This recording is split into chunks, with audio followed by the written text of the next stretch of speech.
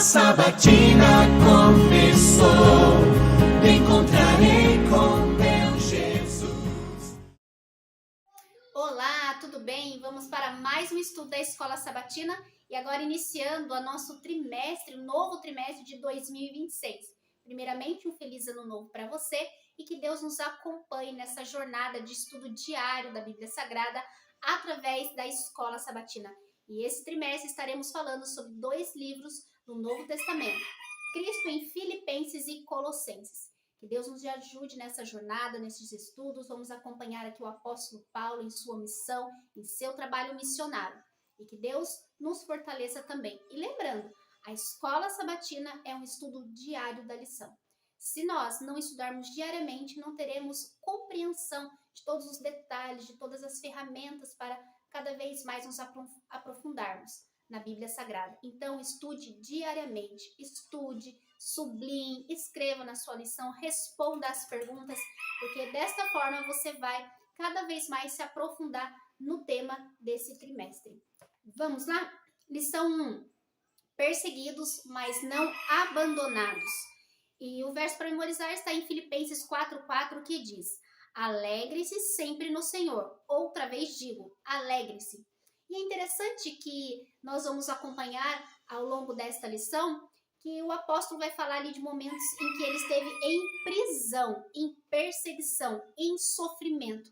Porém, ele pede para que o povo seja sempre alegre, pois ele também está feliz por cumprir a missão, independente das dificuldades e desafios ao longo do caminho.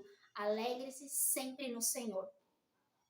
Paulo escreveu os livros Filipenses e Colossenses enquanto estava preso. Em Filipos, Paulo e Silas foram acusados injustamente.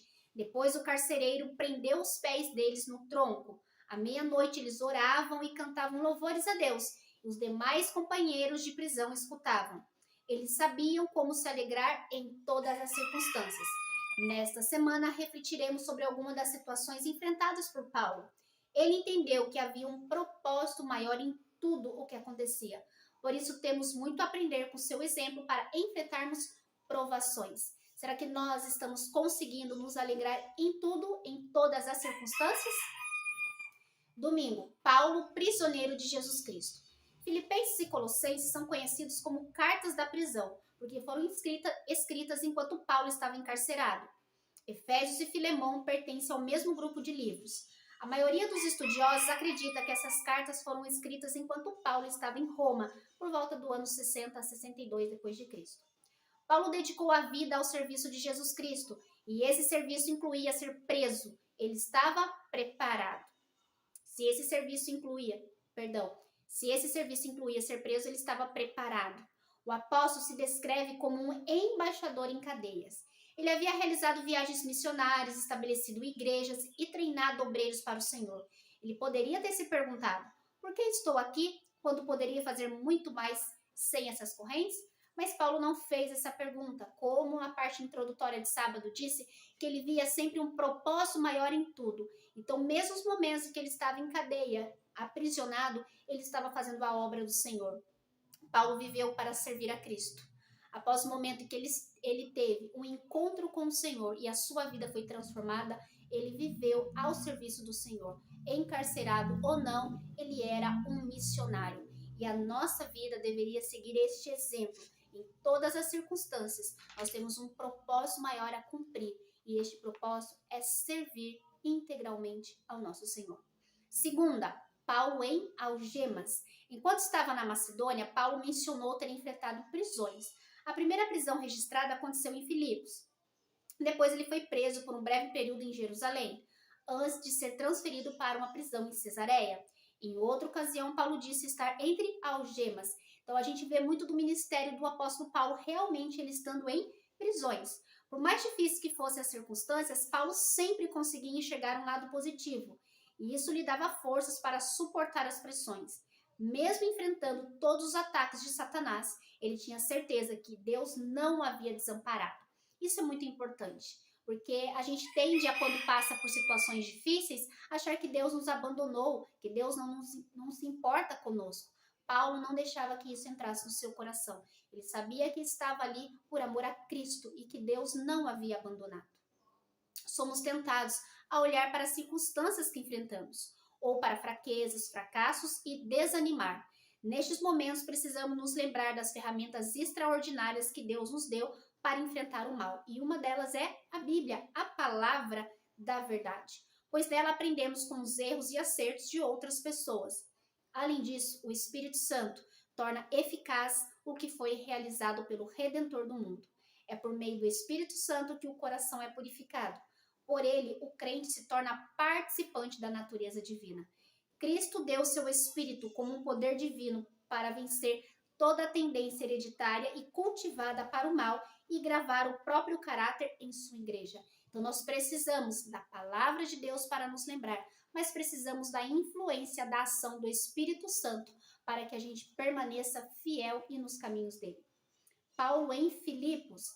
Na segunda viagem missionária, depois que Timóteo se juntou à equipe, Paulo e seus companheiros foram impedidos pelo Espírito Santo de continuar viajando pela Ásia Menor. Paulo planejava suas missões de modo muito estratégico. Filipos era a principal cidade do distrito da Macedônia. Era uma das mais prestigiadas do Império Romano.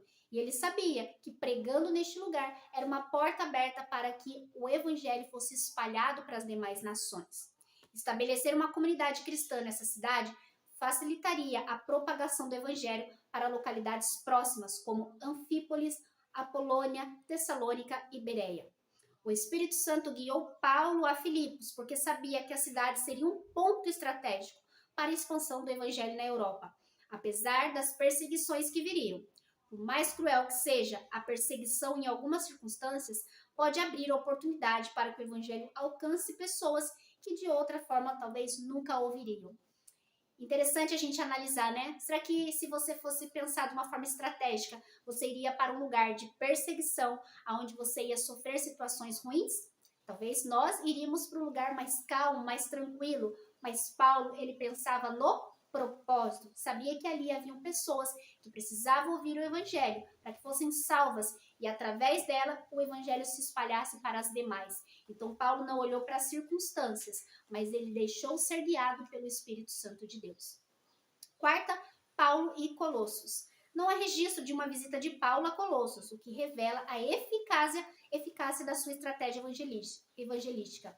O evangelho chegou à cidade por meio de Epáfras, morador local que levou a mensagem aos seus conterrâneos. Ou seja, no momento em que Paulo estava ali pregando o evangelho, como nós vimos em Filipos e em demais lugares, este homem ouviu a mensagem, se converteu e pregou em Colossos e fez com que outras pessoas também conhecessem o evangelho. Então essa está a estratégia do Espírito Santo, alcançar pessoas para que elas em suas terras natais, em suas terras, pudessem pregar o evangelho e expandir para todos os lugares. Mas existia uma preocupação ali sobre práticas pagãs, né? As práticas pagãs e as influências culturais eram um desafio na evangelização e na fidelidade ao evangelho. Eles chegavam a nações onde pessoas cultuavam inúmeros deuses, e isso, de certa forma, prejudicava, mas com o poder do Espírito Santo, o Senhor ia ensinando aquelas pessoas através de Paulo e outras pessoas que se abriam para pregar o evangelho, para trazer a verdade. E também outro cristão conhecido de Colossos foi Filemon, que talvez tenha se convertido também na mesma época que Epáfras. A lei romana exigia que Paulo devolvesse o escravo Onésimo a Filemon. No entanto, o apóstolo apelou ao coração e à consciência de Filemon como irmão na fé e o incentivou a receber Onésimo, não mais como escravo, mas como irmão amado. Aqui é uma passagem de Filemon, versos 15 e 16, que trata ali de um escravo, aonde Paulo escreve uma carta para que este homem voltasse para o seu Senhor, mas não mais como escravo, mas como irmão em Cristo.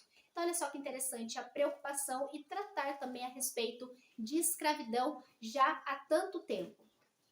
E na quinta, as igrejas de Filipos e Colossos. Em suas cartas, Paulo costumava saudar os irmãos chamando-os de santos. Isso significa que por meio do batismo eles foram separados para ser o povo especial de Deus. Da mesma forma, Israel, por meio da circuncisão, também foi separado como uma nação santa. Em Filipenses, Paulo mencionou bispos e diáconos. Em Colossenses, ele se dirigiu aos santos e fiéis irmãos em Cristo. No Novo Testamento, fiéis irmãos refere-se a pessoas que desenvolviam um ministério na igreja. Isso indica que Paulo não se dirigiu apenas a membros, mas também aos líderes. Isso mostra que desde o início a igreja já possuía e valorizava uma organização estruturada. Treinar colaboradores como Timóteo e Epáfras e preparar líderes para as igrejas era uma prioridade de Paulo, pois ampliava seus esforços. Havia uma estratégia para alcançar novos convertidos e fortalecer a igreja. Quando Paulo, então, treinava pessoas, levantava líderes, ele podia ir para uma outra região e aquela pessoa ficava responsável ali. E assim fazia com que o evangelho se espalhasse. E isso mostra também uma organização da igreja. Sabemos que Paulo, em algumas ocasiões, usou assistentes literários para escrever suas cartas. Timóteo também é citado como remetente adjunto de algumas epístolas. No entanto, o fato de Paulo usar a palavra eu em vez de nós revela que sua autoridade apostólica estava por trás dessas cartas. Então, mesmo que ele tivesse os seus assistentes, quando ele usava ali a expressão eu, ele estava dando autoridade, sendo que ele mesmo é que estava ditando aquilo que estava sendo escrito pelos seus assistentes. E o estudo adicional de sexta-feira traz aqui uma frase, né, uma expressão aqui, um texto, um pedaço de um texto muito interessante de Ellen White. E eu gostaria de ler aqui para terminarmos. Para cada pessoa que está crescendo em Cristo, haverá momentos de luta intensa e prolongada, pois os poderes das trevas estão determinados a impedir esse progresso. Contudo, enquanto mantivermos nossos olhos fitos na cruz de Cristo, em busca de graça, jamais cairemos. O Redentor nos promete, de maneira alguma deixarei você. Nunca jamais o abandonarei.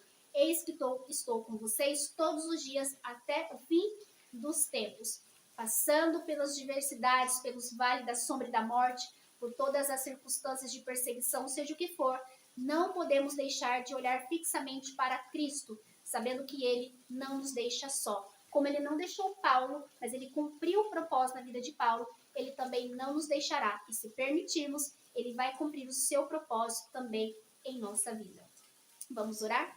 Senhor amado Deus, querido eterno Pai, louvado e santificado seja o teu nome. Obrigado, Senhor, por iniciarmos mais um ano estudando mais uma lição poderosa para as nossas vidas. Nos ajude, Espírito Santo, a estudarmos diariamente, a verdadeiramente nos compreendermos e te conhecer cada vez mais. Que possamos também, nos momentos de dificuldade e de luta, entender que o Senhor está conosco e não nos abandona, para sermos fiéis até o fim, assim como o Senhor é fiel. Te agradecemos pelas bênçãos em nome de Jesus. Amém, graças a Deus. Amém?